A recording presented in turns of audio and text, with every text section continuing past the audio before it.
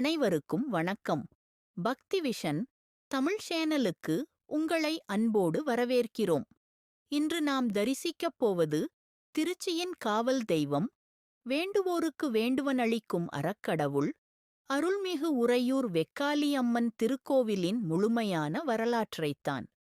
ஒரு மாபெரும் சக்தியாக விளங்கும் இந்த அன்னைக்கு மட்டும் ஏன் கூரை இல்லை? கோடிக்கணக்கான மக்கள் ஏன் இவளைத் தேடி வருகிறார்கள்? சீட்டு எழுதி கட்டினால் காரியம் நடக்கும் என்கிறார்களே, அது உண்மையா? இப்படி பல ஆச்சரியமான தகவல்களை இந்த வீடியோவில் விரிவாகப் பார்க்கப் போகிறோம். வீடியோவை முழுமையாகப் பாருங்கள். முதலில் உறையூரைப் பற்றி நாம் தெரிந்து கொள்ள வேண்டும். பிற்காலச் சோழர்களின் எழுச்சிக்கு முன்னால் முற்காலச் சோழர்களின் தலைநகராக விளங்கியது இந்த உறையூர். இங்கேதான் புகழ்பெற்ற கரிகால் பெருவளத்தான் ஆட்சி செய்தான். வீரமும் பக்தியும் செழித்தோங்கிய இந்த மண்ணில்தான் வெக்காளி அம்மன் குடிபுகுந்தாள். இந்த தலம் உருவான கதை மிகவும் சுவாரஸ்யமானது. சுமார் 800 ஆண்டுகளுக்கு முன்னால் இங்கே பராந்தக சோழன் என்ற மன்னன் ஆட்சி செய்து வந்தான். அவனது ஆட்சியில் மக்கள் சுகமாக வாழ்ந்தாலும் ஒரு சிறிய தவறு ஒரு மிகப்பெரிய பேரழிவிற்கு வழிகோலியது.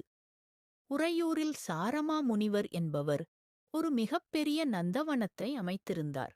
அதில் விண்ணுலகில் மட்டுமே பூக்கும் என்று சொல்லப்படும் அபூர்வமான செவ்வந்தி மலர்களை தனது தவ வலிமையால் பூக்கச் செய்தார். இந்த மலர்களின் வாசனையும் அழகும் ஊர் முழுக்கப் பரவியது. இதை கேள்விப்பட்ட மன்னன் பராந்தக சோழன் இறைவனுக்குச் செல்ல வேண்டிய அந்த மலர்களை தனது ராணிக்குக் கொடுக்க ஆசைப்பட்டான். தோட்டக்காரனை மிரட்டி தினமும் அந்த மலர்களை அரண்மனைக்குக் கொண்டு வரச் செய்தான். இதை அறிந்த முனிவர் மன்னனிடம் சென்று நியாயம் கேட்டார். ஆனால் நானே இந்த மண்ணின் அரசன், எனக்குப் பிறகுதான் கடவுள் என்று அகங்காரத்தோடு மன்னன் பதில் சொன்னான். பக்தனின் கண்ணீரைப் பார்த்த இறைவன் தாயுமானவர் கோபமடைந்தார். கிழக்கு நோக்கியிருந்த தனது முகத்தை மேற்கு நோக்கித் திருப்பினார். அந்த நொடியே வானம் கருத்துப் போனது. மழையாகப் பெய்ய வேண்டிய தண்ணீர் காய்ந்த மணலாக மண்ணுமாரியாகப் பொழியத் தொடங்கியது. ஊரே மணலில் மூழ்கிக் கொண்டிருந்தபோது மக்கள் அலறியடித்துக் கொண்டு ஓடினர். அப்போதுதான் அந்த அதிசயம் நிகழ்ந்தது. மக்களின் கதறல் கேட்டு அன்னை பராசக்தி உக்கிர ரூபத்தில் அங்கே தோன்றினாள். வெக்கை என்றால் வெப்பம் அல்லது சினம் என்று பொருள். மக்களின் அழிவைக் கண்டு சினம் கொண்டு எழுந்ததால் அன்னைக்கு வெக்காளி என்று பெயர் வந்தது. அன்னையின் ஒரு பார்வையாலேயே அந்த மணல் மழை நின்றது. ஆனால் மக்கள் அனைவரும் தங்குவதற்கு இடமின்றி தவிப்பதைக் கண்ட அன்னை ஒரு உன்னத முடிவை எடுத்தாள்.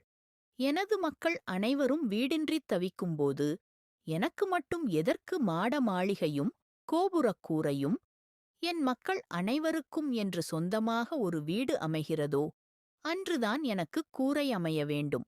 அதுவரை வானமே எனக்கு கூரையாக இருக்கட்டும் என்று ஆணையிட்டாள். இதோ இத்தனை நூற்றாண்டுகள் கடந்தும் அந்த அன்னை வெயிலிலும் மழையிலும் நனைந்தபடி தன் பக்தர்களுக்காகக் காத்திருக்கிறாள். பலமுறை அன்னைக்கு கூரை அமைக்கத் திட்டங்கள் தீட்டப்பட்டன. ஆனால் ஏதோ ஒரு தெய்வீக சக்தியால் அது இன்றும் நிறைவேறாமல் இருக்கிறது. இந்த கோவிலுக்கு வரும் பக்தர்கள் கடைபிடிக்கும் ஒரு முக்கியமான வழக்கம் கோரிக்கைச் சீட்டு முறை.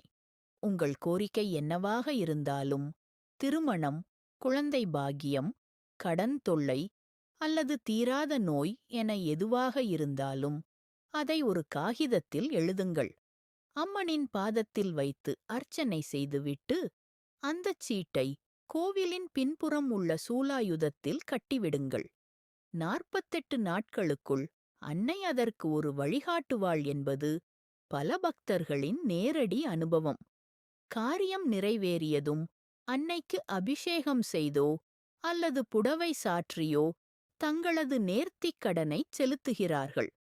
ஒவ்வொரு ஆண்டும் சித்திரை மாதத்தில் நடைபெறும் பெருவிழா, ஆடி வெள்ளிக்கிழமைகள் மற்றும் பங்குனி உத்திரம் ஆகிய நாட்களில் இந்த கோவில் விழா கோலம் பூணும்.